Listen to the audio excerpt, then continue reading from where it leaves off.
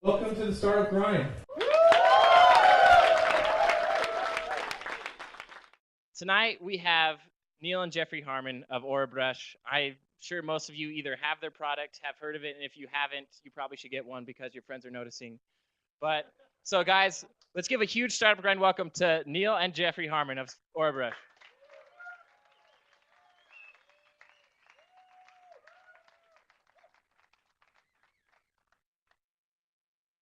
So, speaking of the Orabrush,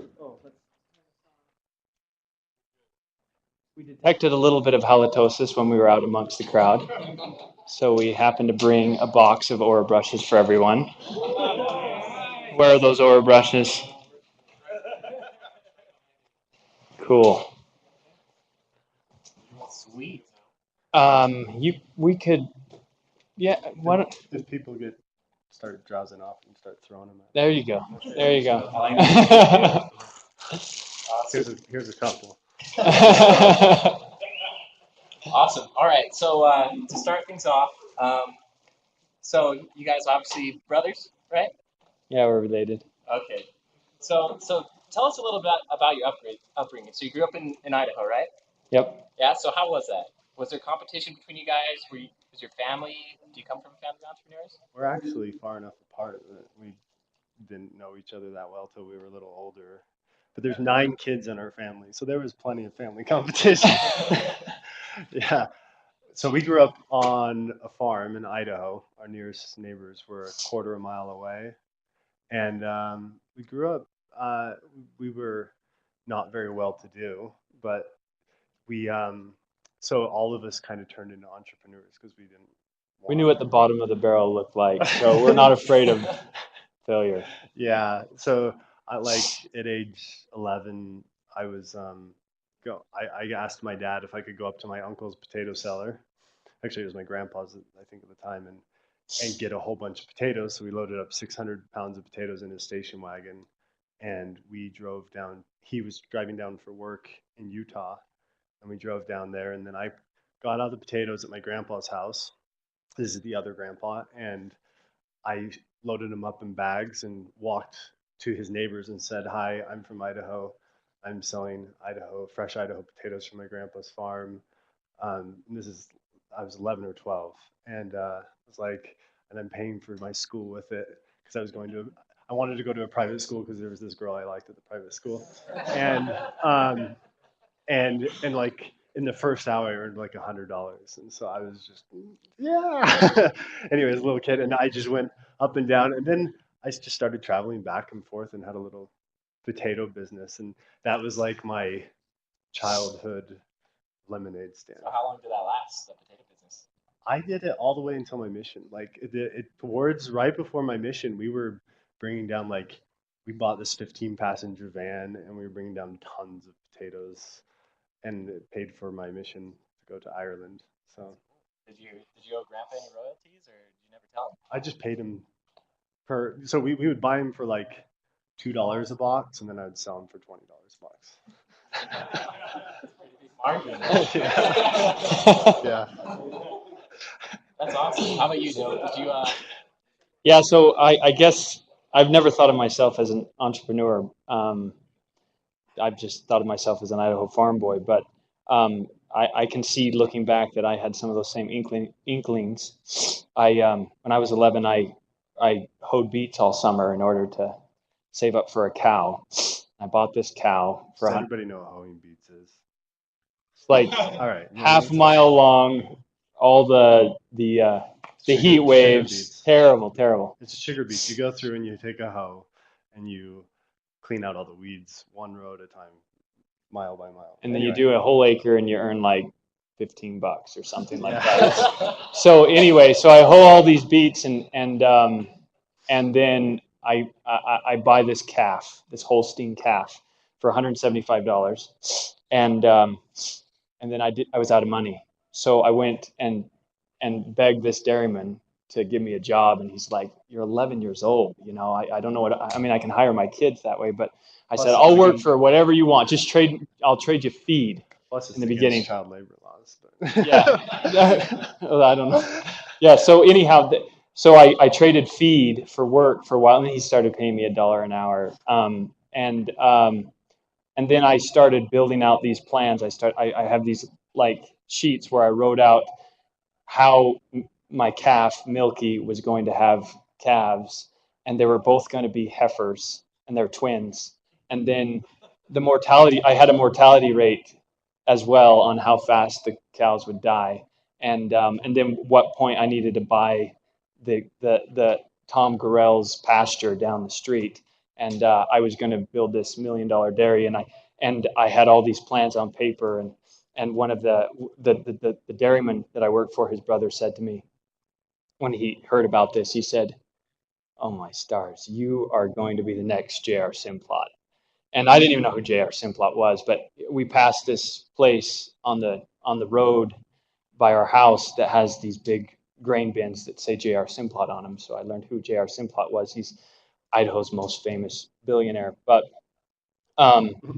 anyway, so I only ever made it to 9 cows, and before selling them. But I think I had the desire to want to build and plan and everything when I was little. Yeah, you said you were going to be a millionaire by the time you were 18. Let's see. Depends on what currency you were counting in. So. Okay, sounds good. All right, so you guys obviously grew up hardworking, and so after you left home, you both went to school.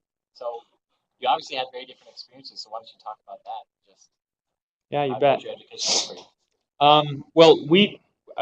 Well, startup is part of our blood. We actually helped start. I think you were part of the school at the very beginning too. Yeah, weren't but I you? wasn't starting. I was too young. Okay, so anyway, there's this private school that started in Burley called American Heritage Academy, and we went to this school. And well, first of all, like when I did public school and private school on and off until 7th grade, and I remember that I got swamped on by some kid older in the school, and I went home and I said to my mom, I don't see myself learning anything. I don't want to go to school anymore. So she didn't make me go back to school, and for the next 2 years, because I hated school so bad, I just did whatever I wanted. And my family Let you get away with it? so my mom and dad, they had we had our own things that were going on in our family that were high enough pressure that she did.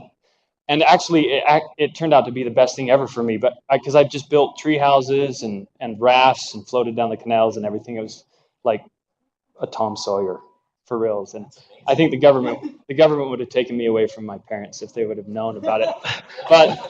But I remember that like after 2 years, my mom would keep trying to nudge me, and she would try to give me a book once in a while. And once she finally got through, and she gave me this book, and I think it was The Bronze Bow. And I opened that book and I read it nonstop to the end. And then the next day I picked up another book and read it all the way through. And then the next and the next and the next and the next. And after like a week of doing this, I said, "Oh my, wow, what's going on here? I actually love to learn." And I thought I associated books with nasty school where the kids don't want to learn, and that reignited a spark in me, and I feel like it's been insatiable ever since. So that's. So when you went back to school, did you go back to the grade you left, or did they let you jump back in? I never went back to public school. I worked my last year before I served a mission, and then I got a diploma from this private school, but it wasn't accredited because it was just a startup school. And so I went to apply for BYU, and they didn't, like, they said that I couldn't apply as a regular student. I had to get in as a homeschooler, and so I had to get at least a 27 on the ACT. Which I can't get a 27 on the ACT. So I went and I took a test. I took the ACT up in Pocatello at ISU to practice. And then I went down to BYU and I went to apply, and they said, "Well, there's not time to do it. We'll just have you take the ACT here."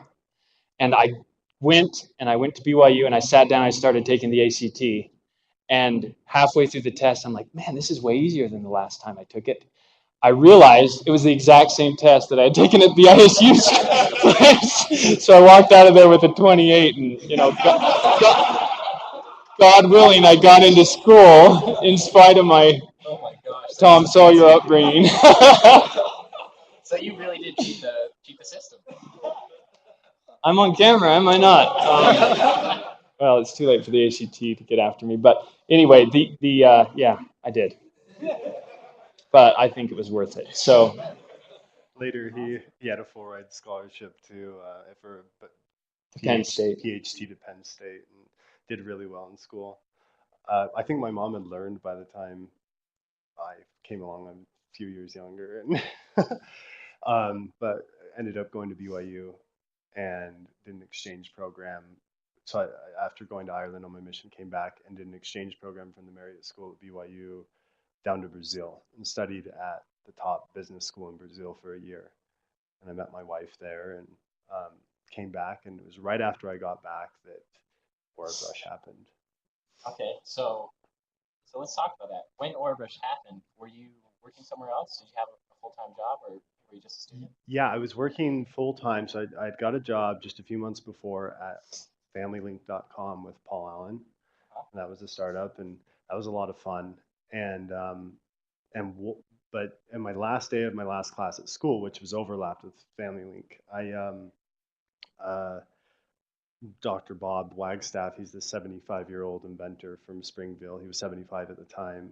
Came into the classroom, and he had this group of students who had been working on his project, and his project was the Orabrush, and he had been trying for 8 years to get this thing out into the marketplace, and he had spent. He says it was like almost $500,000 trying to get this out into the marketplace, and he had been a successful executive of a pretty big company, and he this group in the class just said, "This is not going to work. You either have to sell or partner with a huge brand like Oral-B, or else you're never going to be able to get anywhere because nobody wants to buy a product like this on the internet. Only 8% of people would even buy it online. And you need to like package it with a mouthwash or something like that." And I was in the back of the class just reading my blogs and not really paying that much attention. But when I heard that, I was like, I disagree. I think 8% of people is a lot, millions of people, and you should focus online. And it's way easier to sell it to that 8% than it is to try to get P&G to listen to you, or Procter and Gamble to listen to you. Did you actually say that in class? Yes. Okay, so you were like contentious with the other. Yeah, it was kind of contentious a little bit, but he came up after. I was one of those students who sat in the back of the class, and the teacher probably didn't think I was paying attention until I like argued with him. I think a lot of us. So. Yeah, just be like, I don't think you're right, and then so Bob came up afterwards and talked to me, and he said, "I'm having problems with my Google AdWords. I was wondering if you could come help me with them." I was like, "I actually think I could sell your product," and so we just started working on it at nights, and so what? So you started working on the AdWords. What from there? Like, did you have initial success with that, or did you initially change the strategy right from the get-go, or did you have a lot of struggles before you found the recipe for? Yeah, it took us 6 months to get it to where we found a profitable idea. So